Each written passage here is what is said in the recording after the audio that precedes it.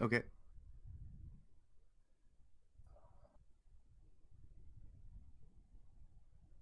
Hey guys, this is TSG Big Time, and you're listening to Big Time Gamecast Episode 3. I was not present last week because I was just overly busy, but honestly, other than a select few news stories, there wasn't much I wanted to talk about, so I've just put them over to this week. There wasn't really any games that came out last week either, so welcome. I am once again blessed by the lovely and the talented Kid Cleaver, also known as Alex, host of The Wasted Years. What's up, Alex? Hi. Thanks for having me again. I'm glad to be back. We had a lot of fun last time. Oh, we had something, yeah. It was a lot of fun. I really enjoyed it. It was really good. So it's a big episode, okay? So I'm just gonna Yeah. try to try and get through this as efficiently as I can. So obviously, I want to cover Gamescom and everything that goes on in Gamescom. So we're gonna get to that after I talk about last week's stories. I just want to talk quickly about. It was very controversial last week, and as we know, Ninja is now on Mixer, Yep. and he still has a channel on Twitch, which is active. Right. Which I And find super weird on principle. yeah, that It's not is closed, but okay. that's very weird, but I guess that's his choice, right? Because like he actually came out this week and just posted how he's got almost 2 million subscribers or something like that, and apparently, based on his tweet, is that not everyone from his Twitch following knows that he's actually made the switch yet, and they haven't switched Oh over wow. yet. So he sees a lot of space for growth, which I'm assuming is why he went to Mixer to begin with. He wanted to, I don't know, he built his platform from the ground up, and maybe he felt that he hit like a ceiling with Twitch. I don't know. Right. I'm not sure what goes into that Yeah, the thought process, but but either way, he kept it open because it makes sense. If you have a bunch of subscribers who are there and they don't know, like you wouldn't shut off your fan base entirely. Anyway, right. Twitch currently, or at least last week, was using his channel to host other streamers on his channel, which are Okay. majority kids and teenagers, we'll say. Okay. And there happened So to be a Pron channel that popped up. really, Yeah. really, see, okay, so that violates the TOS, like terms of services of Twitch.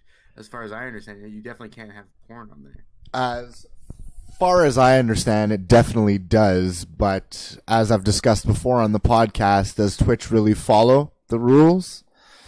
When you see Uh, people like Doctor Disrespect yeah, I filming in a think so. bathroom and should do Yeah, I prison time and gets a slap on the wrist, I don't know. oh, I think they do. Like, I think they. I've been watching some female streamers and like that bronze girl and some other people, and they say like if you have too much skin, they'll cut you. And another guy, Ryan, watches Angry Pug. Storm watches him too. When he gets drunk on stream, he gets like reprimanded by them because you're not supposed to do that either.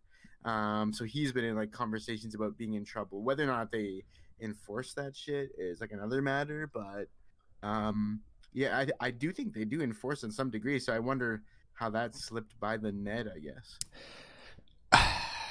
Part of me, I don't know. Like I almost feel like this had to have been planned. I mean, I don't want to think make a conspiracy theory, but for starters, this wouldn't have been a problem if they weren't using their biggest name to host other people, which is basically what Right. Ninja said. He didn't even really.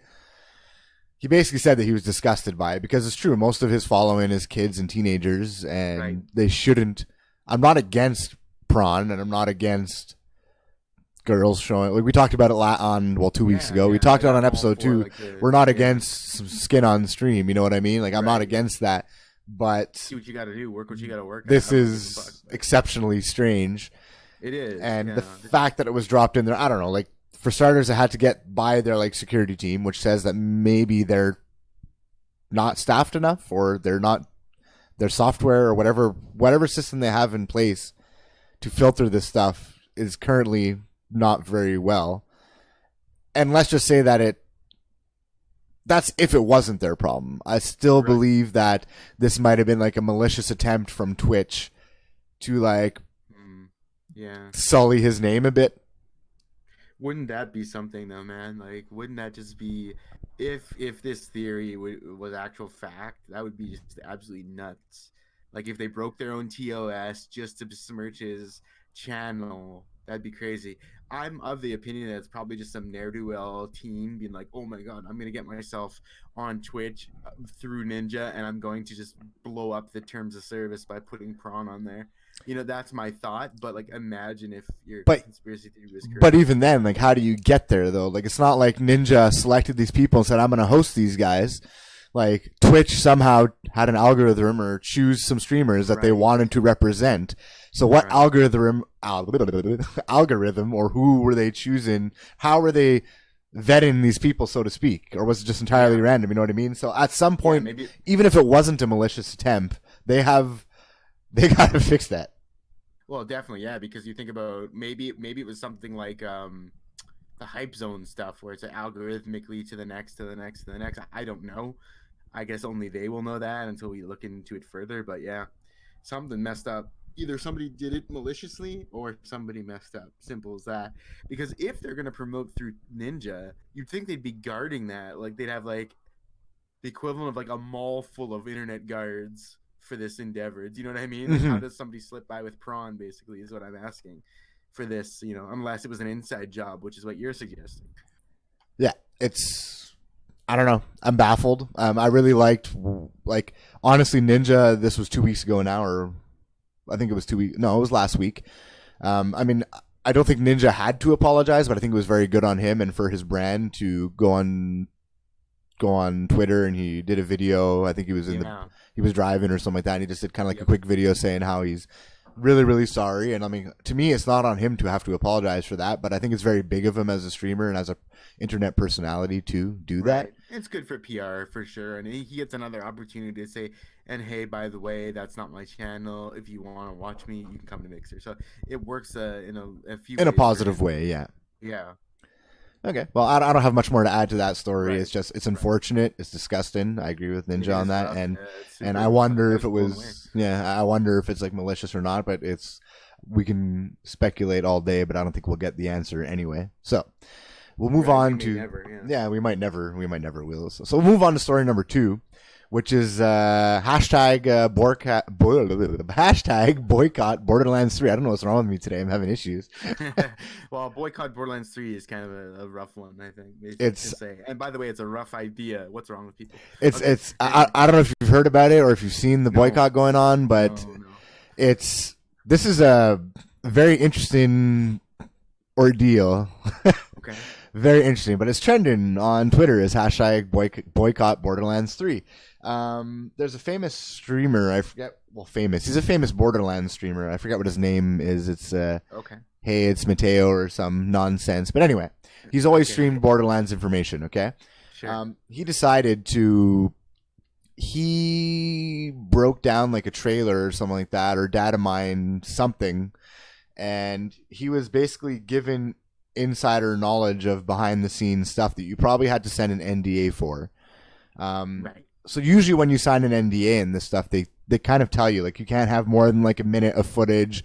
Like IGN has talked about this, like, oh, okay, we get like 6 hours of gameplay to test this game or whatever. We're Right. all, in our video or our preview or whatever, we can only show like a minute of actual gameplay. Whether they can break it up however they want, but they can't show more than a minute. They Yeah. can't talk about like it's very like you can't talk about these specific aspects kind of deal. So I mean, Yeah. anyway. So whatever he was done, this guy has a following or whatever, and he decided to, on his own private Discord thing or whatever, he was actually making people pay to get into a Discord chat, like a private Discord chat, to Okay. learn about these behind the scene things. Wait, Mateo was doing this? Yes, If that's exactly. who it was? Yeah, whatever his name is, Mateo or Mattias, or it doesn't matter. But yeah, this streamer was hosting his own private Discord chat, and you had to pay him to get into it, and he was revealing some Borderlands 3 details. Right. Obviously, this got out. Yeah, of course, yeah. This obviously No got way he out, picked off that and shit. 2K, Gearbox. Well, I think 2K is the higher ups, right, of that group. And they obviously sent. Apparently, the story goes they sent 2 goons to his house. To And they Mateos or yeah, whoever. and they gave him like a cease and desist. Apparently, his YouTube channel was closed, blocked. Well, before it was blocked, apparently they went through his videos, and most like the last like year of content was entirely removed from his YouTube channel. I Okay. believe last time I heard it was now closed and blocked. People are Wow. really upset about this. Like, oh, 2K and their goons, and he didn't do anything to breach any contract, and so this is just garnishing hate towards Borderlands 3 and Epic Definitely. right now. Anyway, Epic Games, Gearbox, 2K, Hmm. they're all linked. They're the linked. The Epic Game Store is already in bad media, and obviously they're going to have Borderlands 3 in the Epic Game Store. Right. So they're already in negative light because of that, and it's just Yeah. I don't know. People are like really, really, really upset about this, and they're like blaming it on the developer. And I think it's pretty darn clear. I haven't even read the NDA and what it says, but I'm pretty sure it's pretty well known. You can't take somebody else's copyrighted or private footage and then Yeah. sell it Yeah. and Yeah. open up Yeah. your own Discord channel and Yeah. asking for This is money is like yeah. This is like totally like that's illegal. if he That's had just talked copyright infringement about to the yeah max. yeah if he had just talked about it on YouTube, they probably would have sent him an email, banned his one Yeah. video, Slapped him upside and the been like head. and slapped him upside the head and said, look, you can't talk about that stuff, you know that, and they probably wouldn't have done anything about it. Exactly. But people are really upset about this. Like, Yeah, but like, hold on though, because this is not. This reminds me of like one of these movie things where it's like a kid's a good writer and he sells written papers or written exams to other students, and then the university like expels them. Well, no fucking shit. That you always were running that risk, right? So this mhm. reminds me of that too. He gets insider knowledge, which is given to him on an agreement, like you said, an NDA, and then he goes and not only does he spread that, he sells that. Mhm. That's absolutely ridiculous. What ground do the people have to be mad at the it's goons, so to speak? Like, there's probably a lot more that I don't know, but based on what you've told me, it seems absurd that they would be upset. it's really, like I said, it's really like it seems like bad on both ends. Like some people are like, oh, because some people are like ripping into the YouTube streamer, and other people are ripping into 2K, saying that they're handling it badly. And but like I said, this is your material.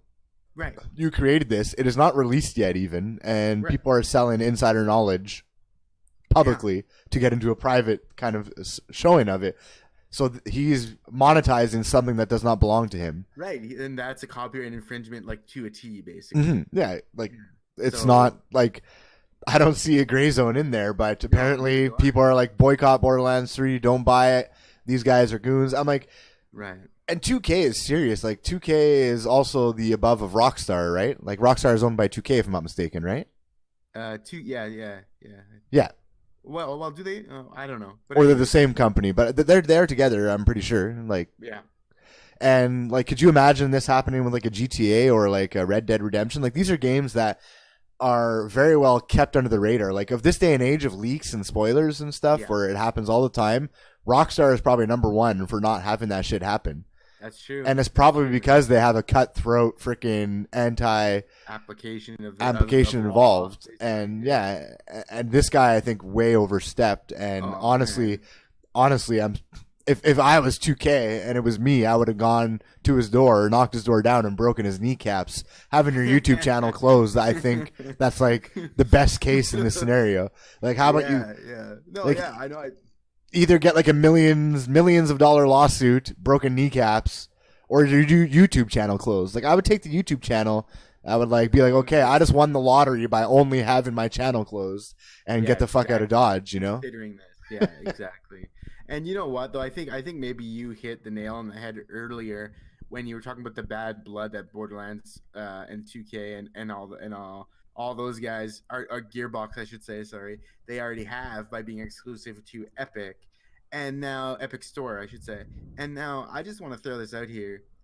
This is a whole thing, a whole can of worms, a whole issue that I just look at from the outside as a console only gamer, and I'm just like baffled by this shit.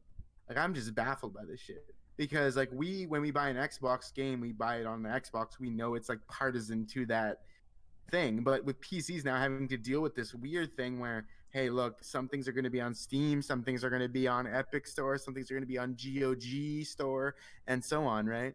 So it's becoming like weirdly fractured because I don't know. Okay, I might take us way off the line here, so Just go for it. Roll with it. rope me back in, okay? But I don't know if you heard about this, but I had heard there's a lot of kickback from Kickstarters, as it were, of Shenmue 3, because Shenmue 3 people bought into Shenmue 3 to kickstart that shit, and they were said, "Oh, you're gonna get Steam codes."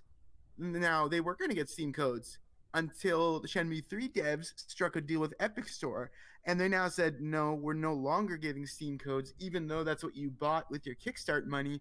We're going to give you Epic codes, and that's just point blank, period. Sorry.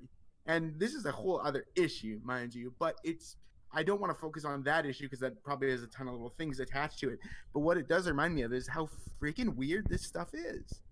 It's very, yeah, it's very weird, and honestly, like, I think this kind of stuff bothers me, but doesn't at the same time. As a console gamer, even if I was a PC gamer, like I mean, if you have a PS4, a Nintendo Switch, and an Xbox, like, you know what I mean? If you want to play one of those games exclusives or whatever, what do? You turn on the other console. You launch the other console. When you're on PC, this is not a new thing. This isn't even in the last 10 years thing. Like, video game launchers have existed before Steam was even a thing for all the different video games. Like, obviously Steam was like the first, I would say the biggest one and the most successful. And now you have everyone doing, you have Origins and EA and you have Epic Game Store. Yes, I don't like it that I have to do that, but it's not the end of the world. It's not like the launcher takes up a lot of space. It's free to get into. And honestly, a lot of them do different things for you. It sucks that you got to move your friends list around, or it sucks that you got to add new people. It sucks you got to install another freaking launcher. But honestly... welcome to 2019. Consoles, which is what you're saying, right? It's like we've been doing this, but we turn on actual hardware. That's the difference. Yeah, they turn on software, we turn on hardware. What's the big deal? And if I don't remember what the deal is either, but Epic, when you sign up or whatever, it's free. Obviously, you download the launcher. They're getting a bunch of exclusives because they're trying to push their store, obviously. Yeah. But it's still free to get into. And I also heard that kind of like being an Xbox Live Gold subscriber, that I think it's every month or every week you get a free game. Yeah. And that's awesome. So like it seems to me like they're doing everything right, but that nobody has anything but hate for them, and I just can't get behind that thought process. To add to that, I'm going to go back to my first episode. I talked about Ooblets, the developer of Ooblets. I don't know if you've heard about this game. I don't know if you've read the story. Actually, yes, I've heard about Ooblets. It kind of looks like a Harvest. It kind of looks like a Harvest Moon, Stardew Dally, weird Stardew Dally, Stardew Dally, Salvador Dali. Gotta get those Stardew dailies. But it looks kind of like a Viva Pinata, like garden simulator kind of thing. It looks really interesting. Cool. This is a developer who's making an indie game. It's two people, a guy and a girl. They recently signed a exclusive contract, not exclusive, but they signed a deal with Epic to go onto their store. And they kind of detailed how this kind of thing goes about, is that Epic pays them X amount of money up front in case. Right. So if you're an indie developer with zero marketing funds, like to advertise your game, this is a steal, because it's like, oh man, if Epic's going to pay me $5 million. I'm just throwing a number out there. I don't know how much it takes to make the game, but it's two people developing the game. So if Epic throws $5 million and my game actually only sells like a couple thousand copies at $10 or whatever, like I've just made a profit immediately, even if my game is a flop. Even if it's a flop. So why wouldn't you buy it? Exactly. That, right? So Epic saw talent in this studio, in this game, and they funded it, basically, making sure that this studio does not go under on their first. I don't know if it's their first endeavor, but making sure that they don't go under this. And this is like where we're at in this day and age. Any day, on any given day, a new studio opens, an older studio closes. It can happen at any moment. It is a very cutthroat business. Telltale, who probably of all those like kind of indie developers probably was raking in the most cash. Massive cash. Just squandered it, obviously. Exactly. You have to wonder what they did. It was obviously bad management, and I don't know what they did. They paid people too much. Over expansion. They one in SF, one in Diego, one in all these places. Oh, now we're too big. But yeah. Anyway. Anyway, so Ooblets, this developer. Let's go back to my first episode. Like I said, they've been in Twitter just about every week now, because this studio, because they signed an exclusive contract with Epic, they've been receiving, two people, a guy and a girl, have been receiving death threats. And they get contacted all the time. And even, I'm really proud of Epic, because not only did the game developers come out and say, I'm tired of the toxic gaming community. I'm tired of, people bitching and whining about getting everything they want. Like, it's really not that hard to download a 1 megabyte launcher that costs you nothing. You put in your email information just like you do everywhere else. It's really not that difficult to be sending somebody death threats, and then that they're apparently, I mean, they might be over dramatizing it, but they're saying that they don't sleep well and they get the death threats and the hate mail, and they're very happy with they have like their Patreon or their supporters. It could be Kickstarter supporters who have been supportive the entire way through and still are, but these rogue people that are like so. It's so fucked up because they're so aligned to these software platforms, these launchers, these stores. That's like being like aligned to a Walmart that says, "Oh, you have to shop at Zellers for this game," and you're like, "Nope, can't do it. Sorry." You know what I mean? But it's funny though, right? Because that doesn't exist in retail, right? That doesn't. No. There are exclusive bonuses through retail. Like this game comes with a $50 gift card for the Xbox Live Store if you get it at Walmart or buy it through Best Buy. Yeah, exactly. So that kind of stuff does exist, but it's like you never go to the store. So maybe this is where it's kind of like, I don't know. Maybe this is where it is an issue because maybe we're actually scratching at something with this analogy because it is an issue. You can't buy it anywhere you want. But I mean, as a console gamer, I can get Ublets on. I believe it's coming to Xbox and PS4 and PC, and I don't need to download the Epic Store on my Xbox to play it. Nope. And nobody said, are these indefinite exclusives? I doubt it. Right. Like, I don't think Steam really has I don't think other than games that Valve publish. No, even then, I don't think Steam has indefinite exclusivity on games. A lot of things that came out on Steam as a PC only title, right, mind you, many years later, did make their way to consoles, and I'm sure other platforms too. I don't know. It's really strange, and it bothers me that we live in a day and age where a developer of two people making what looks to be a very cool and unique game, who basically took security for themselves to make financial security, and they get death threats for it. Yeah, this is like signing a record deal as a music artist. That's everybody's dream, right? Yeah. So of course they'd sign the quote unquote record deal with Epic. Why wouldn't they? Otherwise, they're like, I've heard of indies that want to remain indie and they don't sign those deals, even storefront deals, but they do that out of principle and they suffer financially for it. I don't advocate that being the right path either. It's like whatever you need to do, whatever you feel you need to do for your product or your dream, who is anybody else to tell you what's right or wrong about that? You know what I mean? Or Epic versus Steam exclusive. Like, who cares? Let them do what they want to do. In the end, to me, who fucking cares where you buy the game? Like whether I go to Steam, whether I go to Xbox Game Store. The point is, if I like a game from a developer and I think it's interesting, I'm gonna buy it. It doesn't matter how I have to get it. I've bought a PS4 to play Dreams. I've bought a PS4 to hopefully one day buy God of War. These are games I know I can't get elsewhere. Just you get a Switch to play fucking Zelda or Fire Emblem. That shit. You do it because you want to play that. Does it suck that exclusives exist because of that? Yes, I agree. But honestly, in this situation, it is a free scenario. If you have a PC, honestly, it costs you nothing. It does not ruin your life. It's not going to collect your. Because they say there's something with I think it all stems from apparently it does something to collect your private. Everything collects your private. My house is run by Google. I have about 8 Google Audiocast pods in my house and a Google Home. I have a Connect, and they hear everything I do. They probably film me. They probably film me as I'm watching Ninja's channel fap into the Pron. They know everything on you anyway. Every time you go on Facebook. Every time you look something on your phone, on your computer, on the internet, all of a sudden you're getting advertised that shit on Facebook. This is not a new. Does it suck that our privacy is somewhat in breach? Yes, I can agree. But to all of a sudden send death threats to a developer linked very loosely to it because they're exclusive to it is absurd. Absurd to me. That is actually absurd, man. And I'll put something this way. I get the communities forum and all this stuff.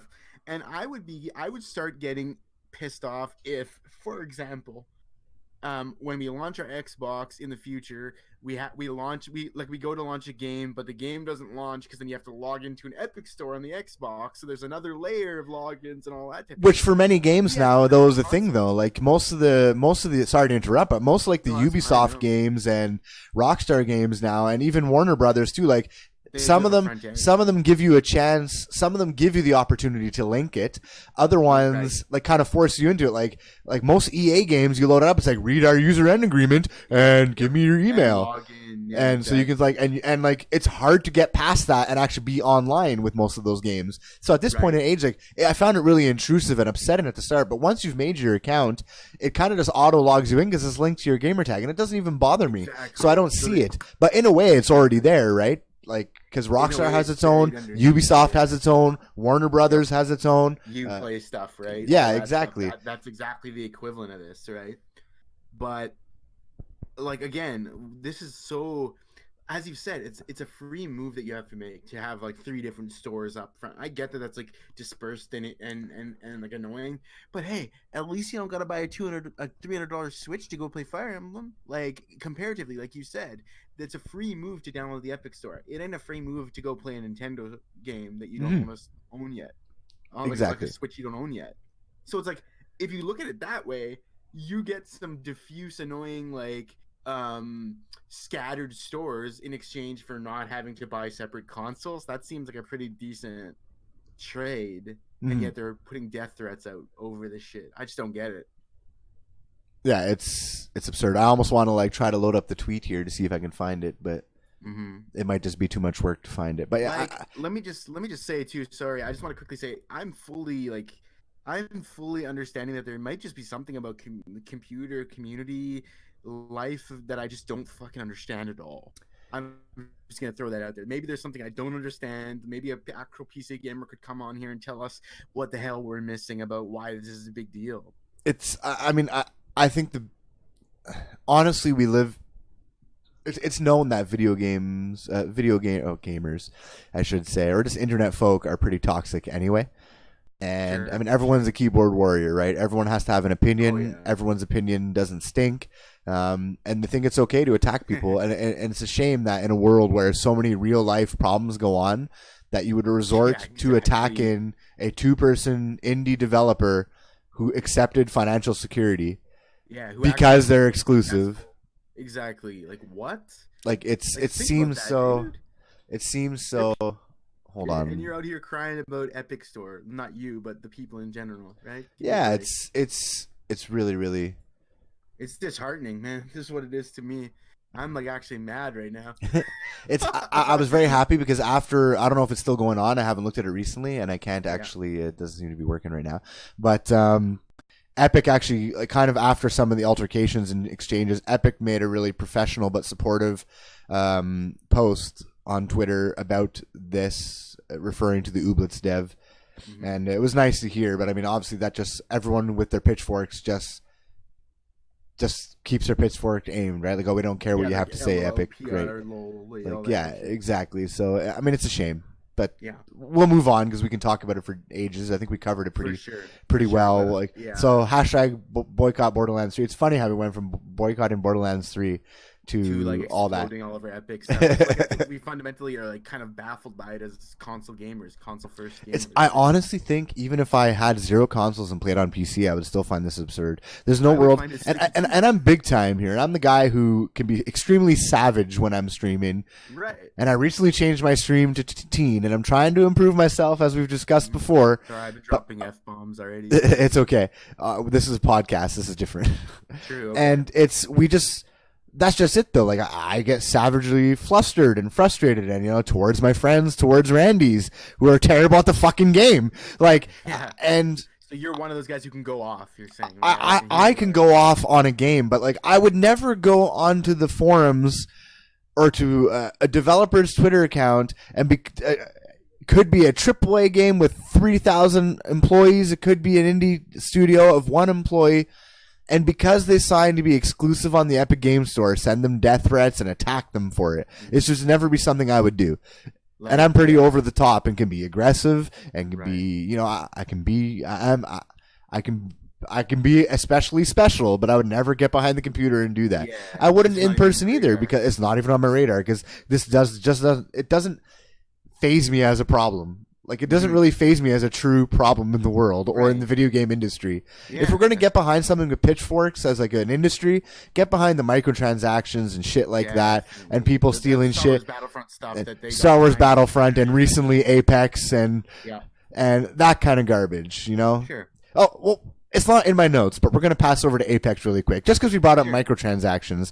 As we know, the Iron Crown, I believe it's called, event, Iron Crown, yeah. yeah, just started recently or last week, and Epic was taking Apex and Respawn were taking a lot of flack over this because they're basically saying that it costs like hundreds of dollars to unlock the stuff you want to get, right? Yeah. Which it was highway robbery. Honestly, I was looking at it, It was is like highway $200, robbery. Yeah, it is like $200 to get everything in Yeah. the set, I think. But they were going to fix it anyway. They said they were going to fix it, but there was one Respawn. I don't know if you saw it was in like the gaming journalism in general was covering it pretty hard that one of the developers on Twitter and on Reddit, or I think it was on Reddit, he was going pretty savagely like, "Oh, I'm tired of your toxicity. You guys are whiny little babies," and like it was bad. It was bad. Yeah, he dropped a couple nukes, I heard. So honestly, what we need to do is, I've said it before. We'll talk about microtransactions in another episode, but I'm just gonna glaze over it real quick. Is that I'm not against cosmetic microtransactions to a certain extent. I've really liked how in Apex and Overwatch, general of the game, like even when there's a new event in Overwatch, not that I've played recently, it might have changed, but I remember they had like the summer events or whatever. Naturally play, naturally unlock a loot box, you naturally get gear. I always feel like they have to reward you in a sense. Yeah. I don't like that in games like Siege and Apex. Whenever they have these events, you have to pay 100% to get it. They usually give you Only. one free pack that gives you nothing anyway. They show you these really cool costumes, and you can't get them at all. And I'm not against them making it so you have to pay money for a pack, but it shouldn't be a random roll to get it. There's many situations, I don't know, but I'm not against money DLC. for a random roll is absolutely insane, though, to me. It's and that's why they're like, oh, we'll let you pay money in the store, right? That's how they changed everything based on the criticism at Apex, right? Yeah. They said, okay, we're gonna let you get the skin you want for money. If that's one of the options, that's the only option I really am asking for, right? So that's okay.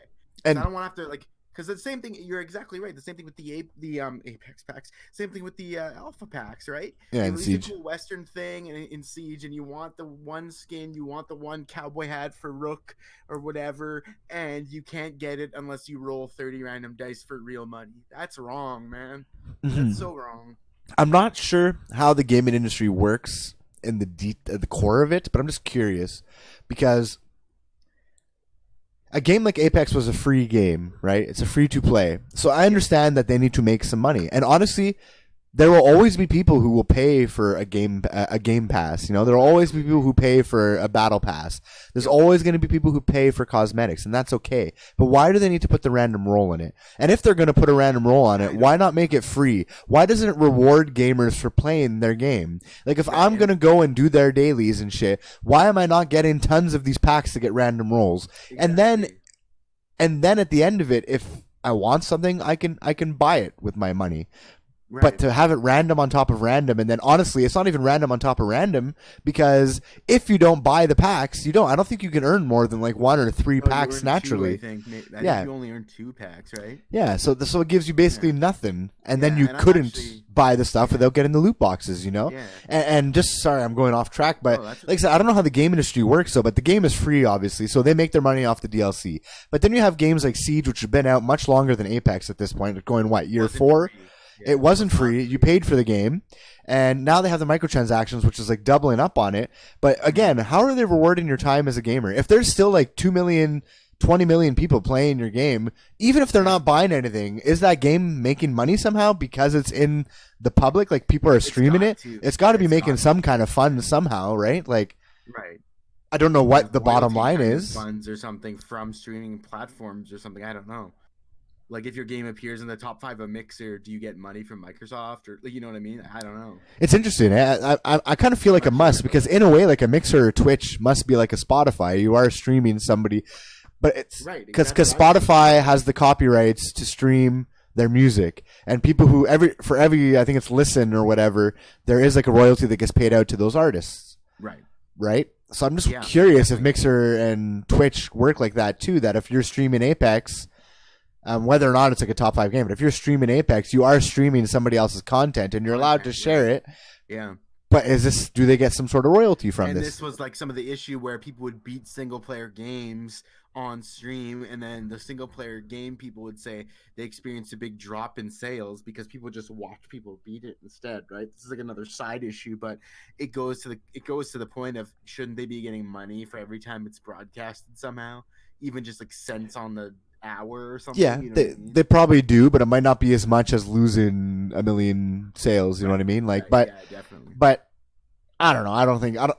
Is there that many people who would not buy a campaign I game don't. because I Yeah, I watched it can't speak to online that. I personally? can't Like I speak to that. wouldn't. But I I wouldn't. heard that there was some issues with that or some I'm sure concerns it with cuts that. into some numbers, but I mean the same can be said about like a game going to Game Pass. You know, like people Definitely. like is there that chance that everyone's going to play the game? I mean, no. Yeah. But then you Yeah. have Microsoft anyway, who's obviously has to pay Yo. money to get the games Yeah. on there, or Oh, that reminds me. rumored $35 million to get Devil May Cry 5. Yeah. Holy shit. Do We'll, we want we'll to talk about about that? Big? we'll talk about it a little bit later. Okay. We'll talk about it soon because we're gonna talk about it when we talk about the Gamescom Sure. shit. Sure. But yeah, it's just I don't know. It's just strange to me. It's For sure. For sure. And like honestly, Apex has been okay with the way they do some of the Iron Crown stuff, but I'm kind of in a bind right now where it's like, okay, there's 5 days left in the event, right? I still haven't done enough damage or completed enough XYZ things to get my free packs, the 2 free packs, right?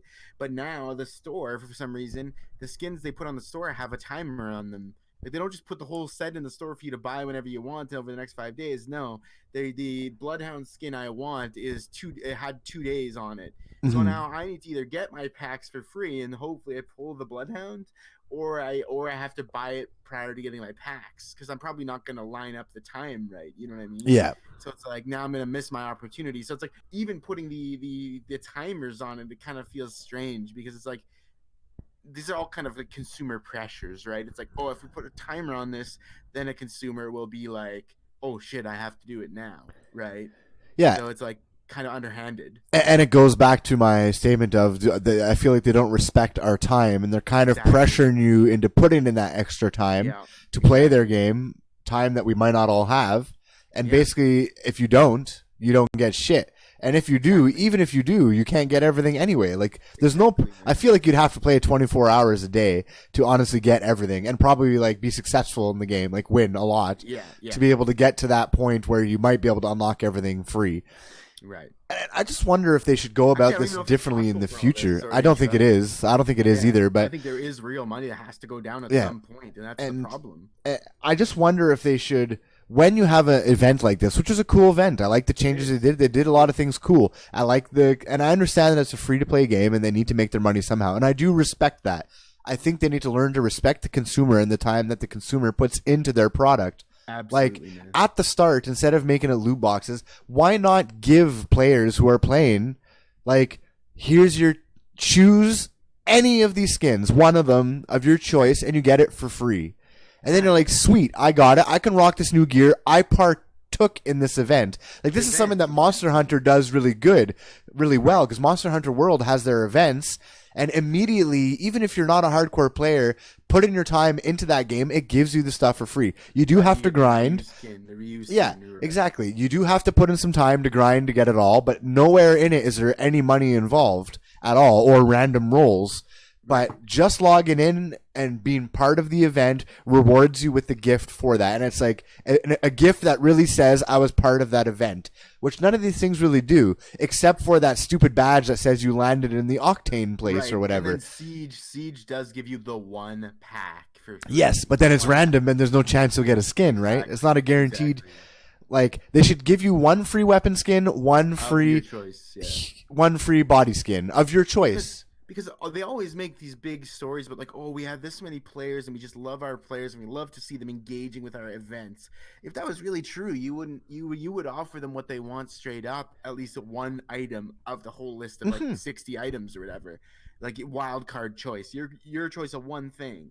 How hard would that be to ingratiate yourself like that I, instead of being like knuckle like dragging them through the dirt to make them earn the shit always. Like yes, earning shit is fun. I love it, but like I said, I'm in a bind where I'm like feeling pressured to get my Apex shit together so I can try to save money. And if that's what I have to do, that doesn't feel good. yeah, it's like it definitely doesn't feel good, and like I don't think, like I said, they don't respect the consumer Exactly. properly, because like, this is why coupons exist. This is why it's like a 2-for-1 pizza. It's to get people in the door. This is why you get like, sign up for, or order Walmart. You go to Walmart and you order like online groceries. Try your first delivery, sign up for an account, and you get a $50 Walmart gift card or something like that. Like They do these things to get you through the door. People are already playing your game. The reason why you put in the events is to get people who might not have kept playing your game keep playing to come back. And and I understand that it's a free to play game and they need to make their money. I'm totally for that. But I do think they need to reward the gamer better. Like, would it really have cost them that much to give everyone a free skin? One free skin of their choice. And then after that, people are like, this skin's really cool this skin's really fucking cool. Then people go and play it on stream and they're like, this is really cool. I like that. And then you see other skins go, I'm going to go buy that, or I'll get a loot box, whatever. Like, do we even need to have the loot box? No, we don't need to have the loot box. But it's just, I don't know. They need to work on that system. And interesting enough, I think I talked about it. No, I don't think we talked about it. Did we talk about it in the Wasted Years? Anyway, a couple weeks back also, it was very interesting about these microtransactions actually, is that a lot of big heads in the industry actually sat down with the U.S. Senate, I believe, like in Congress, right. And they actually had an open discussion about this and about how if it's gambling and whatnot. And I think this is an important first step to how we will see changes in the future. In the approaches of this stuff, yeah. Like right now, they're listing your probability. Like when I'm playing Madden Ultimate Team, it lists like you have this much chance to get a legendary player out of this pack. By law, they have to show you the probability. Yeah, that's not enough. That's like a tiny little step. You know what I mean? That's not enough because in the law of gambling, you have to be over. Well, it depends where you are in the world, but you have to be an adult. Considered an adult in your state or country or province, wherever. You have to be considered an adult to be able to legally gamble. Yeah.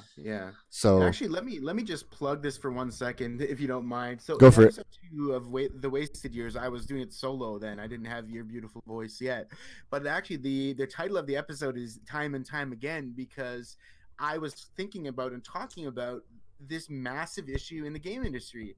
It's how do they use your time, right? And I was focusing on Red Dead Redemption, like slowing you down, grinding you out, kind of tiring you, exhausting you out with all its massive world and its overcommitment to realism and blah, blah, blah. But this is in that same vein in a consumer sense. It's like, look, as a consumer, they pretend like they value your playmanship, if you want to put it that way, but they don't reimburse that time effectively. Right, and this is a huge issue beyond just loot boxes. It's in the way that games are built, like fundamentally built as video games. They don't respect your time, man. It's savage.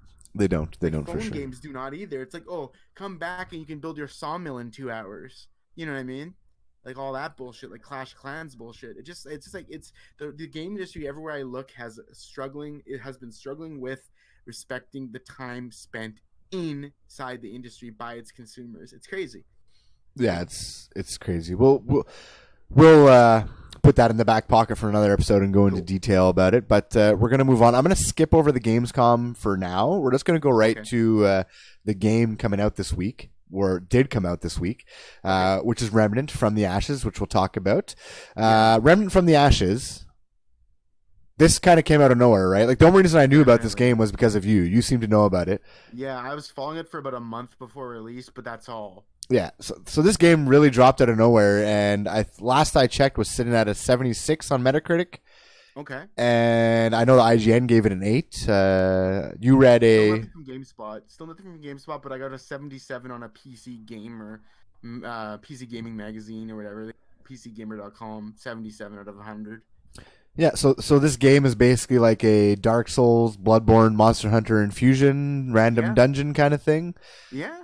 So how did you hit it on the head when you said? Sorry to interrupt. I'm sorry. I was gonna say, go ahead. Give me your impressions. Tell me about how you feel. Sure, I was just gonna say I think you hit it on the head by saying it's kind of like Diablo rifting the game, in a sense. Hmm. In Diablo rifts, in case you've never played them, Diablo rifts were a thing added to the game. And stop me if I'm misrepresenting this, Sean, because you're an expert on it too. But they were a thing added to the game later, where you could actually just go into randomly generated dungeons, which would end in a boss or end in like whatever and whatever. And they made more difficult ones called Nephilim rifts and all that type of stuff. I think now this game has a campaign, so a natural storyline, just like a Dark Souls game would, right? Its storyline's not front and center really, but it's there. It's there. It's interactable. There's dialogue and whatnot. The way that this game is like Diablo Rift, it's like the whole campaign has a chance to change around. Now, we haven't really seen that in action fully. We've seen bits of that because my Fairview village looked way different than your Fairview village, right? Hmm. For the most part. But it gives the sensation that it is modular at least, right? Like some chunks look the same, some don't. We haven't yet got to the point where something is completely different, because I'm told or I read or I saw that a world can be in one campaign for a player and not in another player's campaign. Like you could have like a forest in yours and they might not, for example. And that is fascinating to me because that goes above and beyond Diablo Rifts, right? Diablo Hmm. Rifts were like a set sort of 5 palettes you could have or whatever. This goes above and beyond that potentially. Do you want to say some more? I just wanted to like lay that Yeah, structure out there. yeah. I'll add a couple things. Is that I was actually on the Reddit a little bit earlier too, like before doing the podcast, and I was also playing it literally just before starting the podcast. I didn't know about this game until you brought it up to me. Yeah.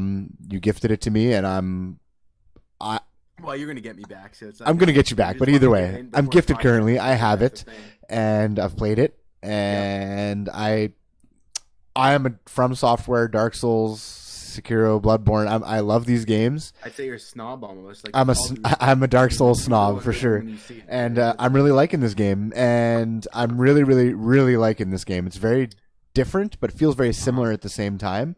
Yeah. I like the randomly generated stuff. A lot of people on the Reddit they really like the game, but they say it's nothing exceptional. But I think the scores kind of reflect that as well. Like they echo that. 70s, They echo that it's nothing exceptional, but it's a great game. They're just saying like that they might have done better job if they focused more being Dark Souls or more being like a Diablo. And I'm not sure I fully agree because they don't want to be those games. They want to be their own thing. Like they want to be their own thing. And I think they're doing a good job of it. Like you said, we haven't really seen fully how much the world can change. But apparently if I read correctly, earlier on in the game, it's more streamlined, and then it kind of opens up more. Okay. Yeah, because I want to get to that point where it's like you see a volcano land on level 3, and I see a water land. I'm just bullshitting. Like I don't even know if these are possible, but you know what I mean. It's a very interesting concept, and I actually like that they're doing it this way. I think it's different, and I think so far the randomization has been really cool. You can see it's modular, like you say. Yes. Okay, so in this starting area, everyone has like this modular set pieces. But for example, I was playing, like I said, I was just playing it just beforehand, and a part that we did last night, I was doing it, and it was entirely different. Like the modular items are the same, but it was entirely different. Right. And like you had different events happen. Like you had an evil tree that gave us an item. I have not had that tree at all. That's right. And I had something else, and it was like we had some other engagement to do. Like we had to find a hunter hideout, and that was not in your game, at least when I was playing with you in co-op. Which actually we should mention, it's co-op. It's a 3-player co-op. Totally co-op. That's freaking cool. I think it's designed fully to play co-op because, like, when I was doing the Root Mother mission, for example, I found it really tough by myself. Yes. And I don't necessarily think, because the game is challenging, I don't think it's Dark Souls level challenging, not in the least. I can almost see that now. But when I was fighting the Root Mother, or not Root Mother, when I was defending the Root Mother, kind of like in a lot of these games where you have to defend an NPC. Like defend waves. Yeah, you defend waves. They sit there by themselves, they don't do anything, and they get ripped. And you're one guy running around trying to shotgun everyone. And then all of a sudden you have 3... I don't want to say bosses, but like 3 heavy-hitting enemies spawn at the same time because the enemies are also somewhat random how they appear. It's part of the random generalization, the procedural. Could be a sword boy, could be anything. Exactly, and then all of a sudden it's like, oh man, this is like, I can't possibly be at the back of the chapel shotgunning these 10 guys while there's like the frickin' sword guy on this old bitch encased in roots, you know? And that's why I lost like several times. It took longer than it should have been because it wasn't me dying. I officially only died once. Like, that's because I was like running around like, oh man, this is getting... Like every time that she would die, the mission would end, right? Right. So it just it sucked in that sense. But this is where playing with you made it more enjoyable. So I definitely think it's built around the co-op experience. One side of a chapel and sort of like broke it down that way, and it wasn't difficult, but it was still there were a few hairy moments for me at least. For sure, I'm having a really good time with the game.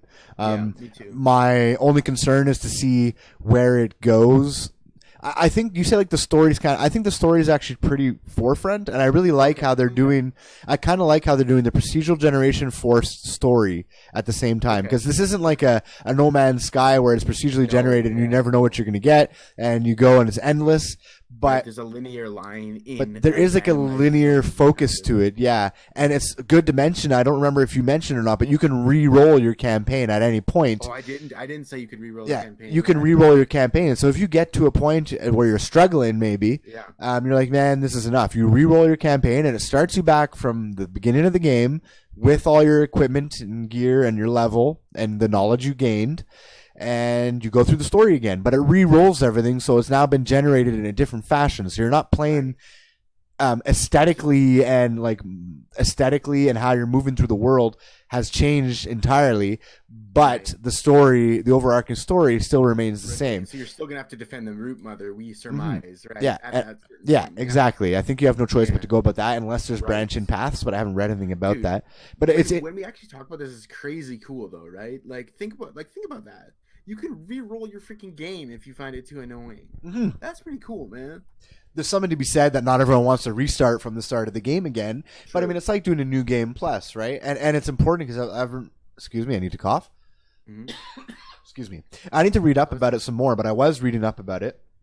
Right. And the way it works is that like there are some bosses who can die two different fashions and die in a certain way. Like I didn't get any spoilers about it. I don't know which boss or how. It might be melee, it might be range, it might be like a Dark Souls or Monster Hunter. You got to cut off a tail or something like that, and they reward different crafting mats. Or later on in the game, there might be guns. Like right now, it's been pretty basic, the crafting mat. Like you have this one item and then the boss item, and done. You make a weapon. It seems like to further progress, there might be some that require more mats, like in a Monster Hunter fashion. Right. And you will have to play the game multiple times. The developers have went on record saying that most people will only experience like 30%. Actually, I think the statement was 45% of the game on their first playthrough. That's crazy. And then there's a lot of people who start learning start learning the different things and how things spawn randomly, and they know where they need to get this type of weapon, and they re-roll their game. Like there's people who have played 30, 40 hours and have not finished the game yet already.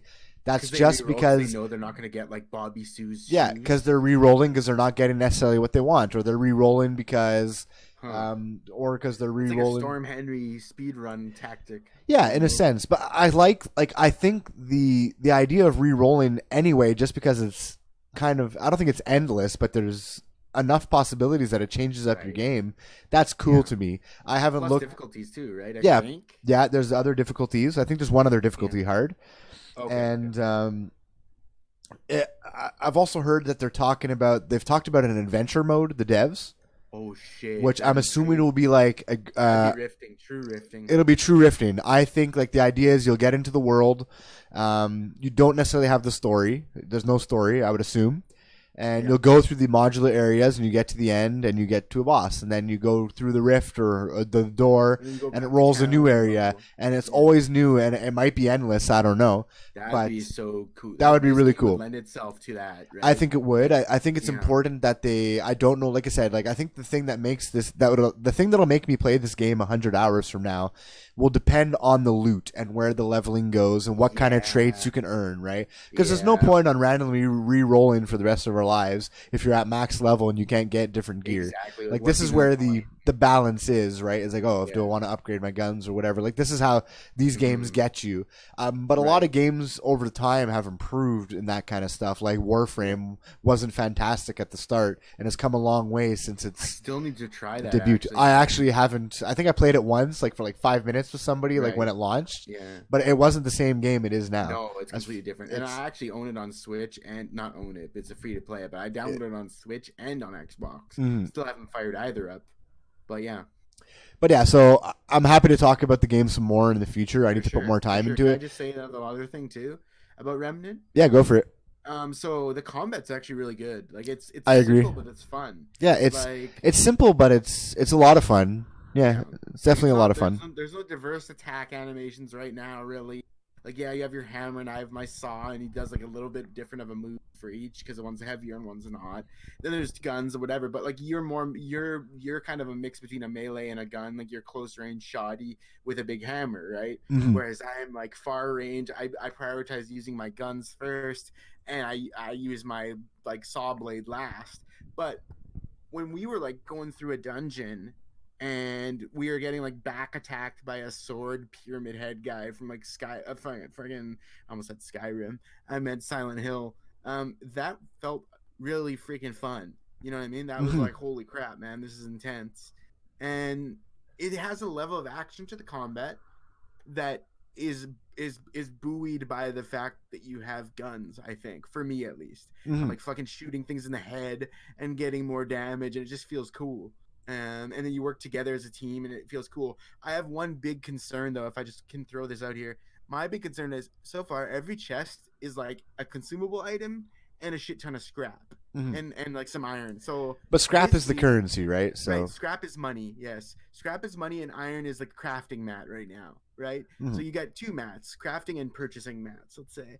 But the issue I have is we're never, not only are we never pulling out like the Zelda version where you open a chest and you have a new pair of like flying boots once every so often. We're also definitely not getting the Diablo version, you know, or Mhm. the Borderlands version where Mhm. there's tons of loot dropping, new guns every time, and blah blah blah. So my concern is let's see the new guns as we go. Let's see, as you said, the new traits, because some of the traits are just stats changers, right? Yeah. And like I would love to be like a trait where it's like if you invest 10 points in this, you get octopus arms. Like I don't think we're gonna get that. So that's my concern is like how interesting can they make the traits if all they do is change stats? This is Or all. how interesting is the loot if it's not dropping like with random stats on it or something, right? Mhm. Well, this is something that if I think they do make an adventure mode, they will obviously take into effect that you can Yeah. roll random gun stats or whatever. Like this is probably something that they can easily fix or Yeah, I would think add to so. the Like, you'd game. fix And I bugs that think get the probably game, added. like considering as far as I know, had like almost zero marketing. Yeah. Considering it came out of nowhere, I've seen a lot of big like names playing the game. Like I popped onto Twitter yesterday and I was posting my stream up, mixer.com TSG slash TSG underscore big time. Yeah. Do it Plug up, do that it up. shit. But yeah, I was in the middle of tweeting it, and I noticed that one of the guys from Kind of Funny Games was just tweeted that he was playing. I'm like, considering I didn't even know this game existed until like a couple days ago, I'm really impressed, and it doesn't seem like anybody knew it existed. I'm impressed to see the positive reception it's getting, and how many like big names and just in general people who are playing it. If you go through the Twitter feed, there's tons of people playing it, big That's and cool. small, and that's That really is cool. cool. And I think it's a really cool game. I'm excited to see where it goes. Yeah, me too, man. I think I'm a little more invested in the story than you are. Maybe I don't know because you said no. Maybe. It's because I'm really I did read liking the computer stuff though. I was yeah like, oh shit, this is fucked up. because I'm really liking this idea of this whole root like tree Yeah, thing. so do Like I. Yeah. it's interesting. But either way, it's I have to put more time in it to see how I'm really in the end going to feel about it. But Mhm. I have nothing but good thoughts about it currently. Yeah, It's same. interesting to know too, like on the random bosses. I don't know if you've not bosses but enemies. I don't know if you've encountered one, but when I was in the subway, I had one of these sword guys that you've seen before. But like this one actually like shoved the sword through my stomach and like picked me up. Damn, really? and I had to like tap X really fast to like get out Oh, of like it, kind quick of time thing, type stuff. like quick Damn. time event. And I didn't, that never had never happened to me before. I don't No, I know. didn't think that was a thing. I didn't even know that was a thing in the game. Exactly. So I mean, I'm just Huh. interested to see. Apparently, it's known for having really sweet and changing areas. It's known for like a really good enemy variety. So we haven't really Yeah. seen that stuff yet. So I'm just No, interested to we've see seen where like it goes. we've seen goddamn like 10 enemies Mhm. tops. And as Yeah. for the loot, I think it's important that they don't just give us a bunch of meaningless, shitty guns either. True. I think that they're doing a decent job at it so far. It's weird that you open a chest and there's never like a weapon in it or something, There's but never something in it. there's Yeah, never to it's say like that that physical. won't happen. But it doesn't seem like that's the case. But like, I mean, we got like the hunter's pistol randomly, right? Which is True. not other got the people who played sniper. through that game might not even have that opportunity. We got the True, sniper rifle. might not be there. So it's that we have been gifted some You're things, right. you You're know. right. That's a great point, actually. So we'll see. So we'll talk about it when we play some more. Yeah. I think it'll Um, be an ongoing topic of discussion. For I think so a too, couple yeah. more shows, I I think. wanted to talk about Planetfall impressions, but I think we're going to skip over that because We didn't time. quite get to the multiplayer yet either, right? So maybe That's save right. that. Yeah, we'll save that. And I also want to talk a little bit of No Man's Sky, but we'll skip over that. We'll save it for another episode because we're going to get into Gamescom because there's a lot to cover. But there's a lot of things that'll go quickly through, but there's a lot to cover anyway. Sure. So you're gonna have to lead me by the hand here because I barely paid attention. So Okay. Well, I'm lead gonna me. basically I have in front of me I have bullet form of every announcement everyone at Gamescom made. Cool. There's not that many. There's like Cool, maybe and I guess you'll stop and chat on 15 or certain 20. items where you find the need. Yeah, where we find the If I have need. a question, I can jump in and ask it. Exactly. So we'll start off with the Nintendo Gamescom showcase recap. Okay. So Xbox platformer Ori and the Blind Forest coming to Switch. We knew this already. Cool. Right. Great for Switch owners. People Yeah, who do I want to pick that up on Switch when it's free on Xbox? Though? This is like the thing with me. It's like I know, like I gotta be honest, bro. I know I'm not gonna play Ori on the Xbox just because when I turn on the Xbox, I'm doing something else. you already own it on Xbox, don't you? I On thought you bought Xbox, it. Exactly. No, I bought it. Yeah. Yeah. And it was free on Game Pass anyway. But I know I'm barely not gonna play it because I don't really sit down to play like Vania games on Xbox. But haven't they Where I talked? might play it is like Switch, but I don't even know if I would. That's a fair point. I wonder. But if you aren't an Xbox gamer, you should definitely buy it. I suggest it. Any Nintendo, any Switch user who does not own an Xbox, buy it. You're gonna love the fucking game. And as for Xbox users who have a Switch, it would be sweet to play Ori on the go. I think it's a perfect game for the Switch, to be honest with you. Just like kind of True. Cuphead is as well. Different style Yeah, game, but it's like. That's what I'm thinking too. But haven't they talked about in the future having Xbox Live integration somehow? Yeah, And and they're- I still haven't seen that from Cuphead though. We haven't must. yet, but there might be a way in the future that you can get the game for free on your Switch through your Xbox True, Live that you account. Connect my profile, and be like, you Right. have these games. Especially since Xbox is going down that play anywhere kind of thing and cross plat Right, and so- stuff and cross saves. And this is a big thing that everyone, especially Sony, took flack for this generation was the lack of cross play and linking saves across consoles and stuff. Destiny is doing like the cross console save now integration that you can. Oh, are they? Yeah, it just started. You can buy if you've never played Destiny before, or sorry, if you have a level 300 light level guy on the Xbox and all your friends are on the PlayStation and you have a PlayStation but you never bought Destiny, it's free to play. You can get the game for free and you can import your character from Xbox. So that's really cool that we're going down that road, That's super that we're getting cool, there. man. That's super nice. And yeah. so I can see a future where if you have a Switch and an Xbox Live account, that you might be able to play your Xbox Live games that are compatible on the Switch for free. Right, and you know what? High Res has been doing exactly that, like the cross linking for all its games now, and it's super rad. Like High res, fired that's up- Smite and Paladin, right? Smite Paladins, yep. I fired up Paladins on the Switch, have all my characters from Xbox. I fired up Smite on the Switch, I have all my levels that we used to play hardcore. We used to be hardcore Smiters, man. We were. It was a And I fun have game. All those levels, yeah, and it's just like cool, man. That's cool. That feels rewarding. It feels like it didn't turn to dust. You know what I mean? Mhm. I may never play it again. Or I may never play it on Switch, but it's cool to know that my progress is still there. Yeah, and I think it's showing that you respect gamers' time and their communities and where they want to move their community. So it's Exactly, dude. That's a perfect point. It speaks exactly to the problems we were talking about with time respect. because some games you might put 300 hours into because they not force you, but you have to. So force you. Yeah, like 8 And then it's hours, nice 6 that hours. if you go to another console or another generation, that it doesn't just forget that you dumped 700 hours of your life into Monster Hunter World, Exactly. And why forget it? They should never have forgotten it, Mhm. right? It's just like it's about damn time. Anyway. Yeah. Number 2, Hotline Miami Collection is out on Nintendo Switch today. That was I big gotta talk news. about this. Did you already buy this?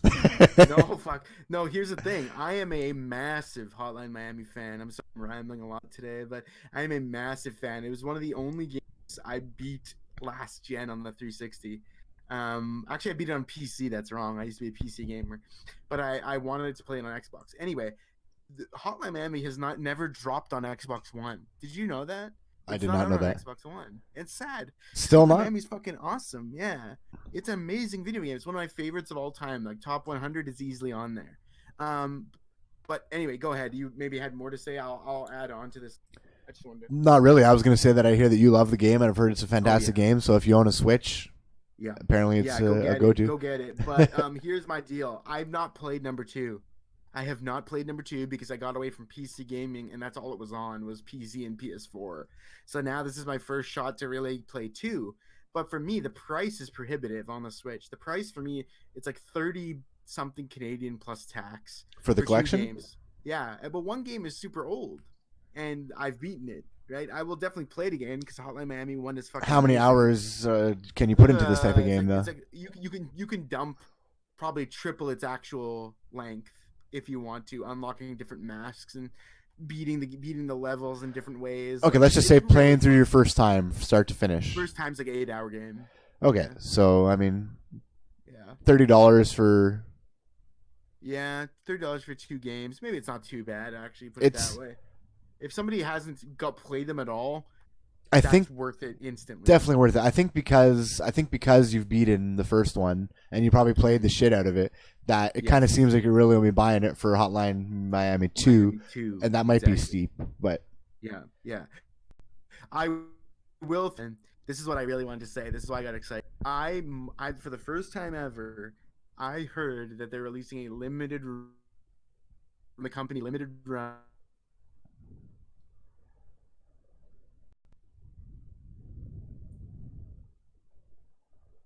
I kind of give a fuck, and I might actually pay a little extra to get a limited run physical edition of this collection because this fucking game. And having it only digital doesn't seem right to me on the Switch. I don't want it like in a menu. I want to be like look at it and be like Hotline Miami, fuck yeah, this game's so cool. But so I might actually get into that and see when that's going to release. But that is happening.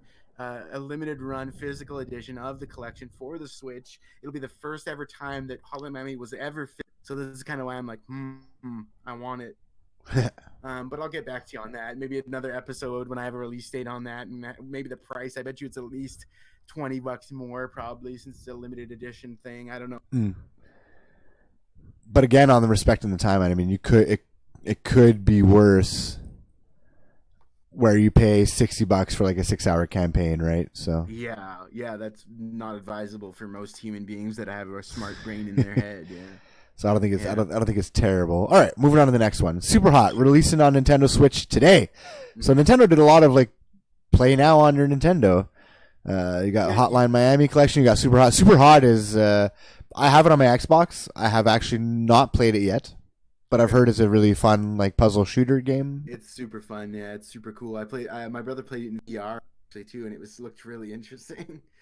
He says to this day, outside of Resident Evil 7, that this is the best VR game he's played. Is Super Hot. So cool. So pick that up if you're a Switch fan. It's on there now. I would be worried about the controls a little bit because Switch isn't known for shooter controls. Really Get a pro controller. I mean, yeah, just use a pro controller and play it. Yeah, that's what I would say. Okay, they announced a new indie Switch game called The Tourist. Oh, really? Apparently, What's that looks. about? I have no idea. Okay. I didn't see it in the Nintendo show, but it looks. It looks cool though, according to my notes. Huh? Is it available now or not? And it is not available now. Okay, it's in development. Gotcha. Skater XL for Nintendo Switch. It's not Skate 4, but it might do the trick. I wonder. I wondered. I doubt it. It's a Nintendo game. So Yeah, probably. Let's see. So the title's The Tourist with a Y. with a Y, yeah. Okay, okay. What kind of game is this? It's an indie Switch The game. Tourist for Nintendo Switch. Pulling up the store page right now. Sorry, November 14th, 2019. Has a kind of a cutesy style. It's action, adventure, arcade, and puzzler. Okay, okay. Well, I can read some stuff, but we'll leave it at that. Interesting. Okay. We'll leave it at that. So I mean, it was a good. I mean, I've Gamescom has never. I guess it's never really been like huge for game announcements. Not really a heavy hitter, yeah. But I mean, they announced. I guess two. They announced two new games that we didn't know about, and what is that? Two, maybe three games that they launched on that day. So that's cool. If you're a Switch fan, excellent. Good for you. Yeah, and one of the things I just want to add to, and you're seeing this now with like Hotline Miami collection, the Switch is becoming the other place to play indies that were previously only available on PC and PS4. Mm-hmm. And for the longest time, these games, even ones that are 5 years old, were like PC, PS4, and that's like the rep that PS4 built. Well, so Nintendo's been cutting into that rep for a good year and a half now. So I wish Xbox would get more of those, get more on the train. They have a lot of them too, don't get me wrong. But a lot of indie games really are listing PC, PS4, Nintendo Switch, especially Devolver. They're going hard on Nintendo Switch, which I find really interesting as well. But yeah, so the Switch is growing in that capacity as an indie machine, and I think that's smart. I think it is smart for Nintendo to take that step. Yeah. All right, so going on to the Xbox Gamescom recap. Inside Xbox Gamescom. Oh, should I be rigid or? I mean, honestly, I watched it live, and I also saw a million podcasts. I listened to a lot of other people. I read a lot of shit, and honestly, It's Gamescom, so I mean, I guess we don't expect much. But let's put it this way, okay? Before Gamescom, they're like, we can't wait to show you what we have. We can't wait to show you what's going to be at a Gamescom. This is like what like Matt Booty and Phil Spencer were saying. Then they're like, if you thought our Gamescom announcements were big, just wait for our XO event. Okay, so this is the what we're going into. Okay, that's the PR beforehand. That's the PR beforehand. So here's what we got. Okay, new Xbox Game Pass titles available now, including Devil May Cry 5. Apparently, a $35 million deal to get that, which is hefty to get a multi-plat on Game Pass. Thick. That's thick with 3 seasons. Especially when they're given Game Pass at a bargain bin dollar store value currently. Yeah, which is beautiful, by the way. It's beautiful for us gamers. I don't know how they're making money on it, to be honest with you. I don't know. I don't see how they can be making. They probably don't have to because they're a company of multiple bills, you know. Yeah, but you can only drain the well for so long. You know what I mean? Very true. Yes. That's very true. I know personally that you can only drain the well so long. 2 new Xbox One controllers revealed. See them here. They looked pretty cool. Are they just design differences? I think it was design differences, like color patterns and stuff. Yeah. Which is cool. I've never done it, but I really like what Xbox did this generation with Design Labs. How you can totally customize your own controller. Just a little side note. I don't know if you've ever been to the Design Labs website, but you can totally customize your own controller. And that's really cool. You can do that. I haven't put money into it because I had a really bad experience with the Xbox 360 where their controllers, while they felt really good and hefty, I feel like I've never been through so many controllers as I did with the 360. Same. I think I went through like 15 almost, to be honest with you. And that's not including the Red Ring of Death that brought me through, I think, 1 or 2 360s as well. So I had like 2 limited edition Halo Reach controllers. I had tons of cool ones, but in the end, I think I ended up buying like Mad Catz controllers because I was tired. And they're gone, eh? I don't think they're around anymore. I think they went bankrupt. Yeah, they got the tombstone up. Man. Yeah, but anyway, so cool. They look cool. My God, though, I break so many fucking controllers. So interrupt. It's like horrible. I have to say for the Xbox One, though, I have my 2 controllers I've had since day one. I've put in many, many hours. I think on one of them there's one button that sticks a little bit, and I think that's just been like that since I got it, to be honest with you. Right. Like poorly manufactured off the get-go. It was just like a dud. And I have no problem. I'm sure if I bought a new controller, I'd be like, wow, this feels way better, but I don't feel like a huge problem with them, to be honest with you. Speaking of controllers, real quick, and before we move on from Switch entirely, I'm still getting the most savage stick drift on my Joy-Con, which I heard is a class action lawsuit against Nintendo right now Oh yeah. because the stick drift on these Joy-Cons. Yeah, mine is savage. It's so bad to the point that I can barely play some games. Like I have to flick the stick back to fix it. Otherwise, my guy's running left like constantly in whatever game it is. So yeah, there's a class action lawsuit going around because they're defective and they drift.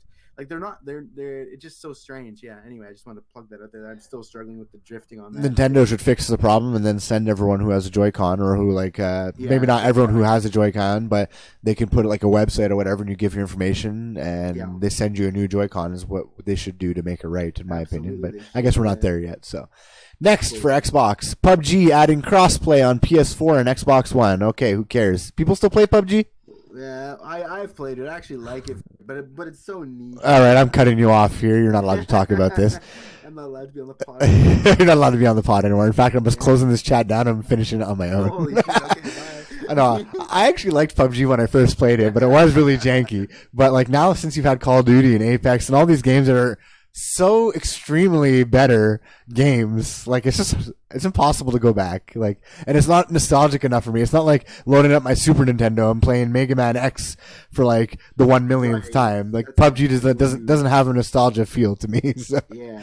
But that's cool. Crossplay is awesome. This is where we're going. I'm happy to see it happen.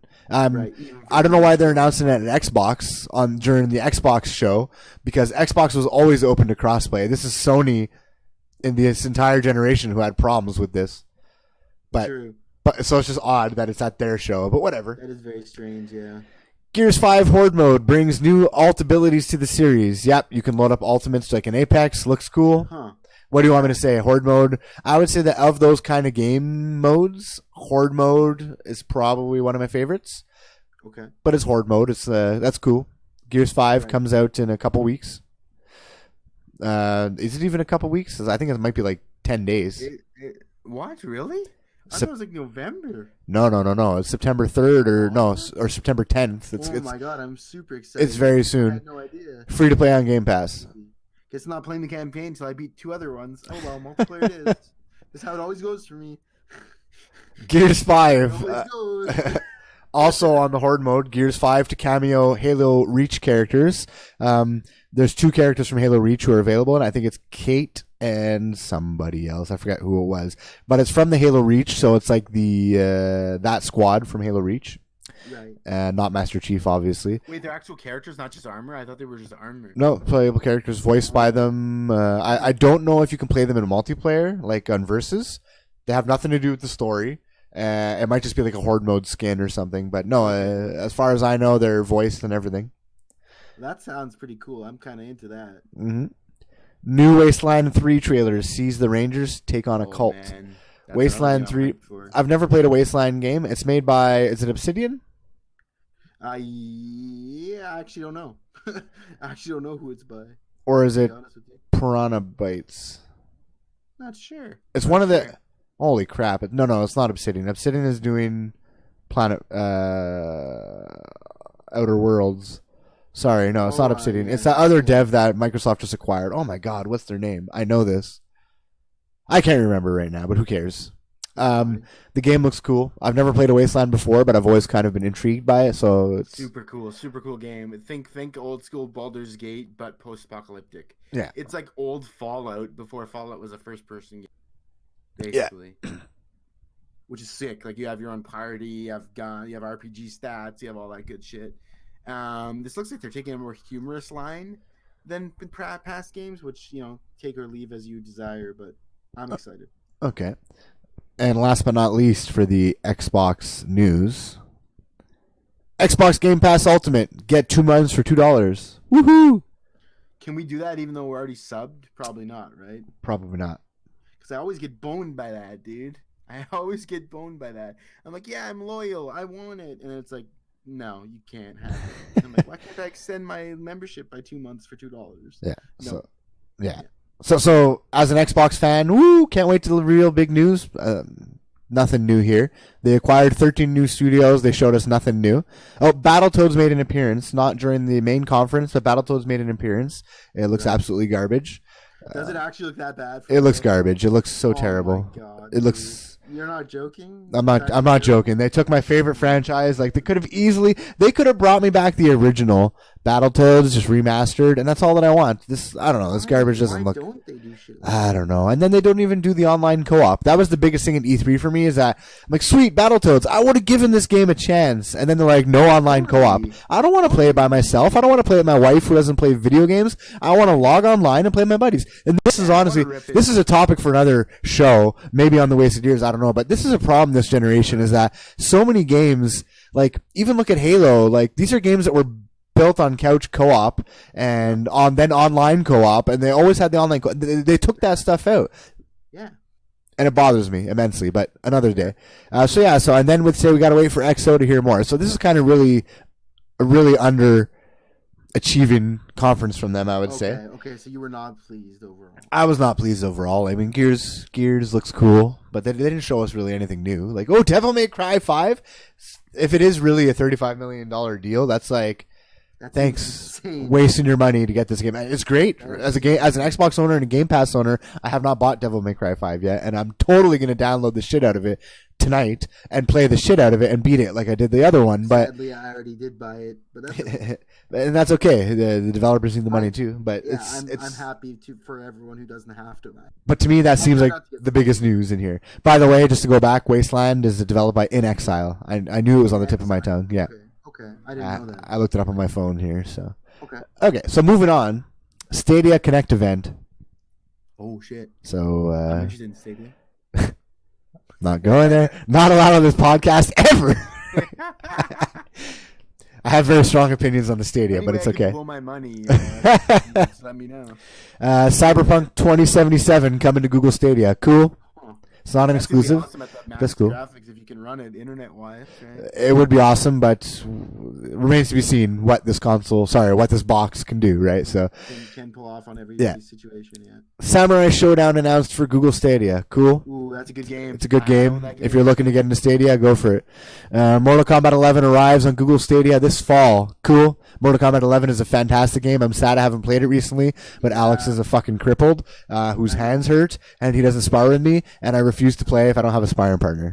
So play like against Randy's? I do sometimes, but it's not the same as ripping 10 Randys in a row and then logging on to a King of the Hill and trash talking with your buddies. I need that element to add into the element. Back on it because look, there's all these DLC characters that I paid for. Oh, buddy, I think I paid for them too, and they look awesome. That was a big announcement too, I think, at Gamescom or just before. Who do we got? We got Terminator. We got who actually looks like he's modeled after Arnold Schwarzenegger. He is modeled after Arnold. Yeah, I think. Yeah, that's a for sure. I think that's sweet. Yeah, there's Joker, who I really like. I thought they were gonna go like a cartoony style. Like there's some cartoony skins in the game. Like Sub-Zero has one. I'm happy to see that it's not like that. It actually looks like a realistic Joker, and I'm like, sweet. I think they cribbed from Injustice 2 on that because in Injustice 2 he was a little bit of a sketch-looking guy too. Mm-hmm. So that's good. I'm glad because he looks good. Yeah, obviously there's Shang Tsung. There's Sindel, who I think are already there. I'm missing one. There's Spawn. Spawn, yes. Yeah, and that's badass as hell. Spawn is awesome. I think the last game he was in was Soul Calibur 2 for the Xbox, if I'm not mistaken. He was an Xbox exclusive character. And also they've got Nightwolf we haven't played. Oh yeah, I forgot him, yeah. And so Nightwolf, and then there's another guy. Oh, Shang Tsung we barely played. Shang Tsung, I haven't touched him yet. 2 rounds of Shang. Yeah, Shang Bang, Nightwolf, Sindel are returning characters, and then you have special guests. You have Terminator, Spawn, and Joker, which I think are great fits. Yeah. Awesome. So cool. Good for people who get Stadia. Yeah. Google unveils new Doom Eternal trailer during Stadia Connect. I mean, cool. I mean, I don't know if I don't know if I'm behind Doom Eternal. I don't know. I don't know what that game is. I really liked when they relaunched Doom. What they say, I think what they consider Doom 3 2016 or whatever. Yeah. Doom 2016. And it was kind of like that corridor shooter horror game. It was. That's what I liked. Yeah. I own the not Eternal, but I own the newest Doom otherwise. Eric bought it, so I have it. And I just haven't gotten into playing it because it kind of, I don't know, it looks like it went cartoony-ish, like a different kind of graphic, it did, a visual artsy approach or whatever. And I don't know, I wasn't enjoying it. So I played a bit of it, but I kind of fell in the trap where I was like, if you're a real Doom guy, you should play on super difficult. So I did, and I could never clear one room, and I just shut it off. So when I go back to it, I do have it on my group that I call priority beats, which I have to beat before I can go on with my life. So it's on my priority beats, but I'm gonna play it on an easier level because why make myself not have fun? Mm-hmm. You know. Honestly, I don't think Doom Eternal interests me at all. Okay. It seems like my understanding is there's kind of like a grifting mechanic in it that you go through. Well, it seems like you can go through rifting. Yeah. Like you go into a rift and you fight random enemies and bosses. Gotcha. But in a game like Doom, what do you get from that? You know what I mean? Like I don't think there's customizable gear and loot. I just think it's just like a endless. Which honestly, I don't want to just run around and endlessly shoot people without a story with no reward to me. Yeah. So, I mean, yeah. Like I'll have to be Doom, the newest Doom before I even fuck with this one. Like I said, but I'm interested to see what it becomes. I'll put it that way. Yeah, that's fair. Obviously Doom is nostalgic, so I'm curious to see what it becomes and what it is, but currently I don't fully know and I'm not overly interested, but cool for those who are. Yeah. Okay, moving on to Jeff Keighley's opening night live. I also watched this, but not live. I watched it after work, like at 1:00 in the morning, the YouTube video. But this is probably where the cool stuff happened because Jeff Keighley's boss. Yeah. He's the mastermind behind a lot of these gaming things. Yeah, well, he created the Game Awards, right? Like it's his brainchild. Exactly. And if I'm not mistaken, E3 was like back in the day, like on games trailers, like he was like the E3 host. Like he was the only one like on the couch, like not on TV, but like on G4 TV. Like he was the one who was like the main host of that. I'm pretty sure it was him. Yeah. Anyway, so what did he announce? The Witcher 3 Switch port released and announced, coming in October. Cool. It's a fantastic game. I have no idea. Price is absurd, though, man. Price is absurd, and I have no idea how it's going to run well. Yeah, it's going to run like garbage, probably. Hopefully, it's going to run smooth, but look like garbage. I'd prefer that. But I'll just say this. Witcher has been on sale how many fucking times, Sean? How many times? I don't know. I paid full price for it, but probably $1 million. So did I. I paid full price, but I got the expansion for much cheaper. Now, it's dropping as a full release. It's $82 plus tax on Switch. Savage money for a game that's 4 years old and been on 80 sales. I mean, I guess I don't get it with the Switch. The Switch gouges its users because it's like they think their users haven't played these games ever before. Do you think this is like a Switch choice? Do you think this is like a Nintendo choice? So you don't think that it's actually a good question. CD Projekt Red just doesn't want to because they put a lot of work into it, I'm sure, to bring it to Nintendo. And if anything, Nintendo might have paid them to bring it to their console, you know what I mean? So somewhere they got to make up money. Either it's because CD Projekt Red's got to pay Keanu Reeves' paycheck, or because Nintendo needs to reimburse the money that they had to pay to CD Projekt Red to port it. Right. But cool. It's cool. I mean, if I ever owned a Switch, I would not buy it on the Switch personally. Neither would I. But cool. Yeah. Death Stranding new gameplay takes the piss at Gamescom. Explain. Did you see this? Norman Reedus, there's a pissing mechanic where you whip it out and you piss.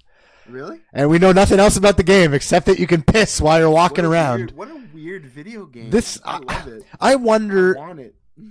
Now, I think that Hideo Kojima is overhyped. Hideo Kojima is overhyped in a sense. Everyone's like, he's a master. But has he ever really made anything like really that like mind-blowing? I think he's got a very creative and weird mind. And I think that shows in his games. And as an artsy person, this is something I appreciate. But I don't think he's really made anything necessarily unique. Right, like nothing. Well, he's MGS guy, right? Yeah. Yeah. So that's. Are you telling me there was no other stealth third-person kind of shooters around that time, like stealth games, like? Well, there's Siphon Filter. Siphon Filter, I think. I just don't know when Siphon Filter was dropped. To be honest, like I don't remember. Like in comparison, not that it really matters, but yeah. But either way, it's I still know nothing about this game. Yeah, same. There's a lot of talk going on about it right now that apparently it's not. It won't remain an exclusive because. Yeah. Do we have any more info on that? Because I'd love to purchase this video game. We don't fully know. We know that he is not an exclusive. He's not owned by. He's not owned by Sony in any way, shape, or form. Right. So it's just a question. we're not sure then. Okay. It's just a question of time, I would say. Kind of like how every Final Fantasy game has made their way to Xbox. Yep. Final Fantasy VIII. Final Fantasy VIII. Final Fantasy VIII. Yeah. Just pre-ordered it. Death Stranding characters further detailed at Gamescom as well. Like I said, I don't know what the game's about. It makes no sense to me. Like, I don't even know if this game's going to be good. So I do kind of have an inkling about what it's about. It's like you're like a fucking Amazon posts guy. Yeah, but you have like a baby in your backpack. Like there was a trailer like released last week or something too. Delivering goods across like treacherous land. That's what I do. Are you delivering like babies? Are you like a stork? Are you like a futuristic stork? That's the whole point of it. Yeah. I don't know, but if it's just like a walk-in simulator where you can take peas and there's no actual anything good to it, I don't think that would interest me. No, it'll be trash. I hope for Norman Reedus and for Hideo Kojima that it is a good game. But right now, this is where I was going with this. Sorry, originally I went off track and then I forgot. No, it's not you. I went off track and then forgot my original point was I'm curious if they're being I really enjoyed it. I'm curious if they're being extremely vague on this game purposely to create the hype or whatever. Like, do they know exactly what this game is? And there's lots of cool stuff they haven't shown because they don't want to spoil that for anybody, and they just want people to be completely blown away. Like, hell, maybe that is it, man. That's a very smart move on their part. Also a very strange move because a lot of people are going to be like, I have no idea what this game is, so I'm not buying this shit. True. I think we're at a point in gaming though where it's like any AAA thing gets auto bought by a lot of people. Right? Yeah. So maybe they know that. Maybe they're aware of how that works. Right. I don't know. It's interesting. We'll see. Yeah. All right. Call of Duty Modern Warfare free PS4 alpha test happening this week. Oh, fucking assholes! Damn it. Yeah. You got a PS4 accessible to you, so do I. I know, but it's downstairs. It's not. Bring it up. I literally have. What the fuck's that game called? What the hell is that game called with the zombies that I wanted? A billion.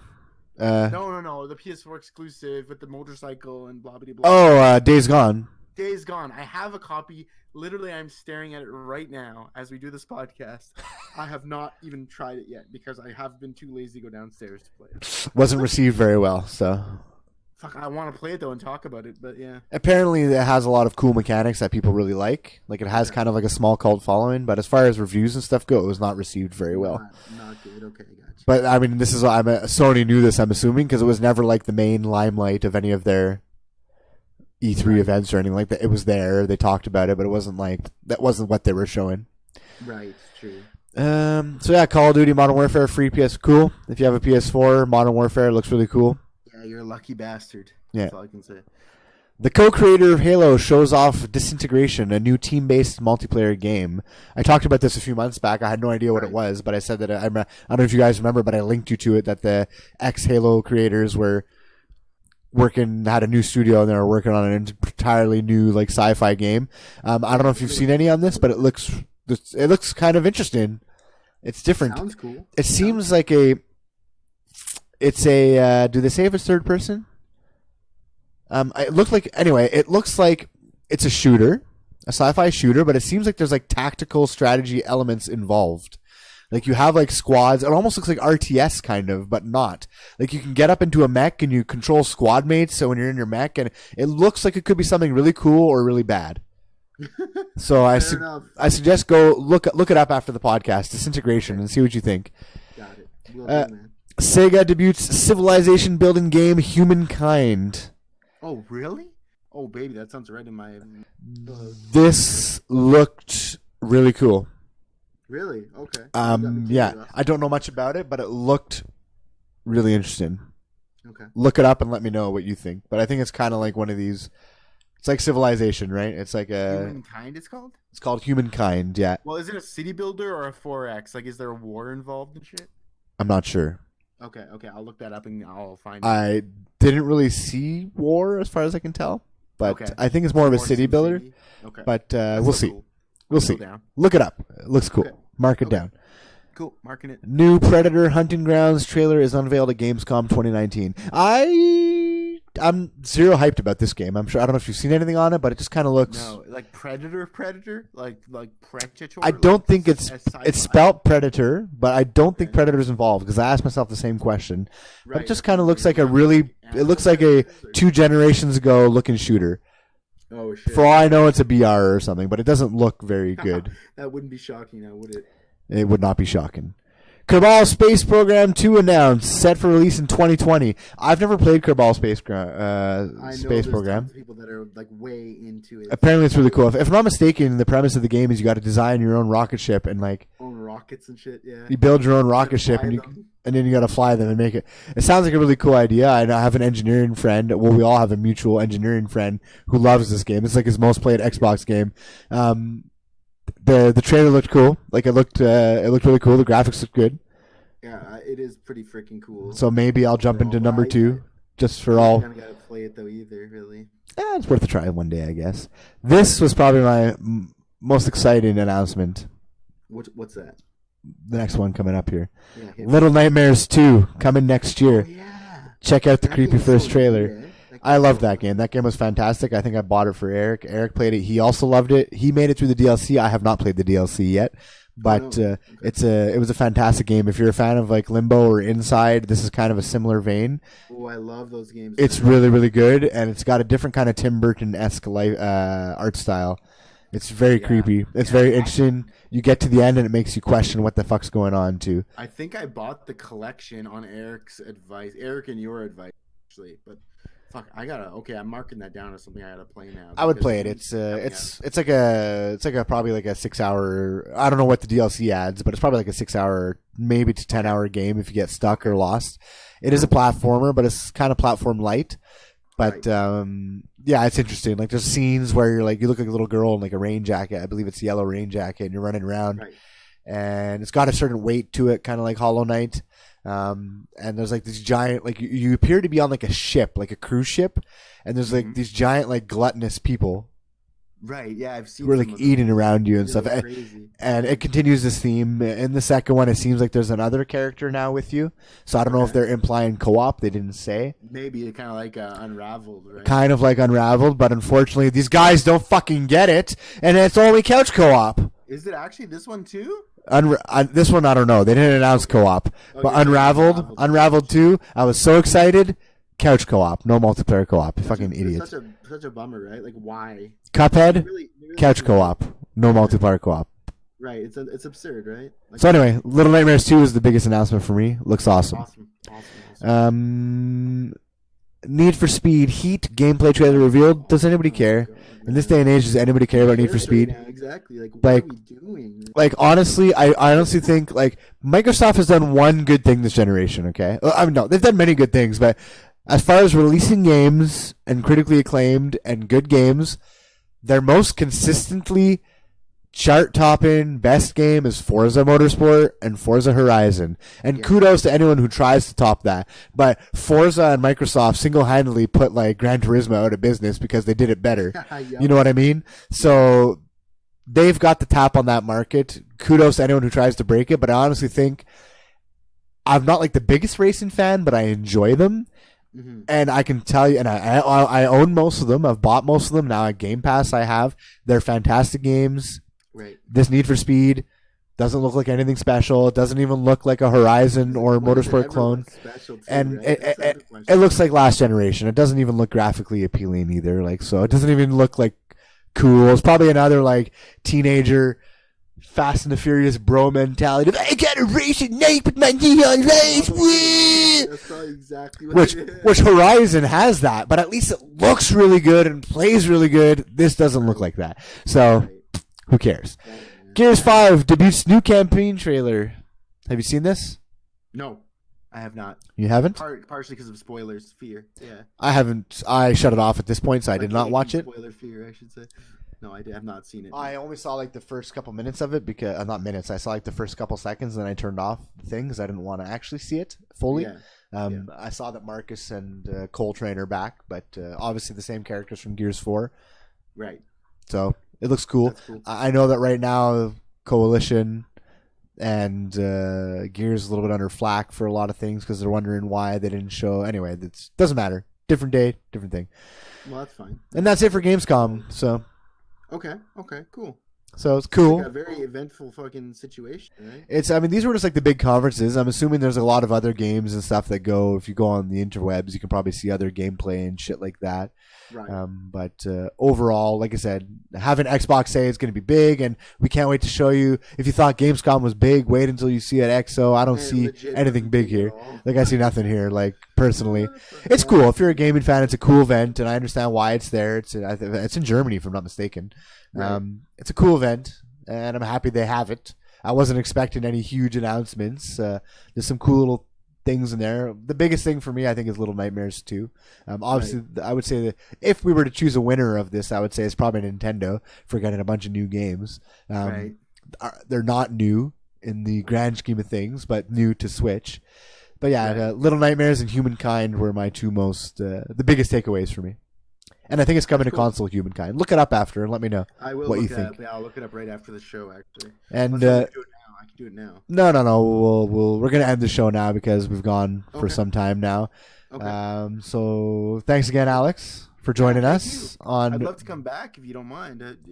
You're always welcome. I think it's just easier to do this too. We get the Definitely, bounce information off each other and thoughts. It works better. Yeah. So thanks a lot for being here. Oh, thanks for having me. Do you want to plug? Do you want to plug the Wasted Years before you go? Actually, I'll plug my podcast, The Wasted Years, on Podbean on YouTube. We're actually doing something kind of big time. Big time. No copyright infringement intended there. But I will be as a one-man show. I will be at a local Thunder Bay esports event for a whole weekend, coming at the end of August. So August 30th is the start day. And then it goes through the weekend. So I'll be there with a table and a laptop and actually podcasting shit, and like interviewing people that are playing, that are doing the tournament and all this stuff. So it's kind of a big deal for me. I'm kind of like nervous and excited. Should be fun. So I'm expecting maybe at least one full show out of it, probably 3 full shows out of it, because I'm trying to interview a guy who used to work for Riot Games. He's going to be there. We're going to talk to people that are playing Fortnite. We're going to talk to Smash players that have done this for a long time, and apparently they're all going to be receptive to an interview. So that's what I'll be doing. That'll be probably the next few episodes on the Wasted Years. Didn't they also say you can give a try at announcing potentially? Oh yeah. I didn't want to overplug the self either. That's cool though.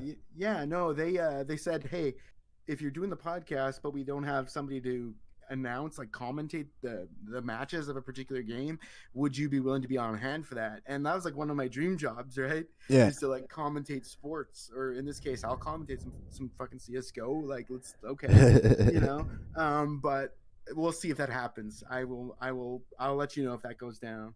But yeah, so I'll be out for the whole weekend doing that. It's gonna be a long weekend, but it should be good. I'll be listening. Thanks for the plug. I'll be listening. I know when you're famous, you'll take me with you. So it's yeah, absolutely. I won't be famous from this though. Trust me on that. I absolutely will. So thanks a lot for being here again. Make sure you guys check him out at Wasted Years on Podbean and YouTube. You can check me out at Twitter at BigTimeTSG. On YouTube, it's BigTime Gamecast, and on Mixer. Mixer.com/TSG_BigTime, where I stream mostly on a daily basis. Not always, but mostly. Yes, sir. So thanks a lot, everyone, for giving this a listen, and we'll see you guys next week. See you next week.